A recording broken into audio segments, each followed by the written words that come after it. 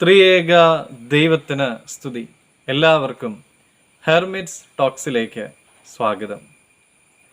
ക്രിസ്തീയ വിശ്വാസ ജീവിതത്തിൽ നാം എപ്പോഴും കേൾക്കുന്ന ഒരു പദമാണ് വിശുദ്ധൻ അല്ലെങ്കിൽ വിശുദ്ധ എന്നുള്ളത്. വിശുദ്ധമായവ എന്നുള്ളതിന് തിരുവചനത്തിൽ ഉപയോഗിക്കുന്ന പ്രാഥമിക പദങ്ങൾ ഹീബ്രുവിൽ ഖോദേശ് എന്നും ഗ്രീക്കിൽ ഹാഗിയോസ് എന്നുമാണ്.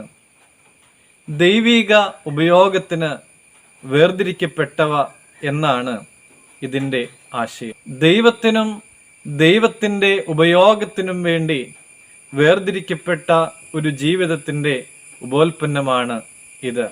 1 പത്രോസ് 1 അധ്യായം 14 മുതൽ 16 വരെയുള്ളതായ തിരുവചന ഭാഗങ്ങളിൽ നിങ്ങളുടെ അജ്ഞാനകാലത്ത് ഉണ്ടായിരുന്ന മോഹങ്ങളെ മാതൃകയാക്കാതെ നിങ്ങളെ വിളിച്ച വിശുദ്ധന് ഒത്തവണ്ണം അനുസരണമുള്ള മക്കളായി എല്ലാ നടപ്പിലും വിശുദ്ധരാകുവിൻ.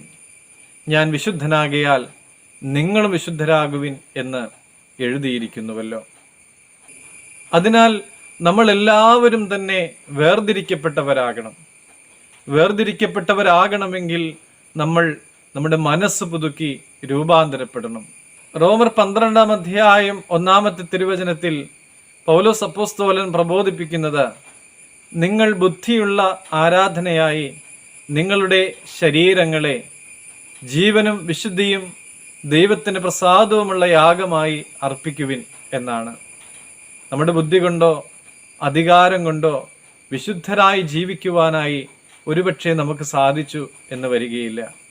എന്നാൽ ദൈവത്തിന് സാധിക്കും. ദൈവത്തിന് നമ്മുടെ ഹൃദയങ്ങളിൽ പ്രവർത്തിക്കുവാൻ തക്കവണ്ണം, നമ്മുടെ മനസ്സിൽ ദൈവം വ്യാപരിക്കുവാൻ തക്കവണ്ണം നമ്മുടെ ശരീരങ്ങളെയും മനസ്സിനെയും ഹൃദയത്തെയും എല്ലാം ദൈവത്തിനായി വിട്ടുകൊടുക്കുവാനായിട്ട് നമുക്ക് സാധിക്കട്ടെ. ദൈവം അനുഗ്രഹിക്കട്ടെ.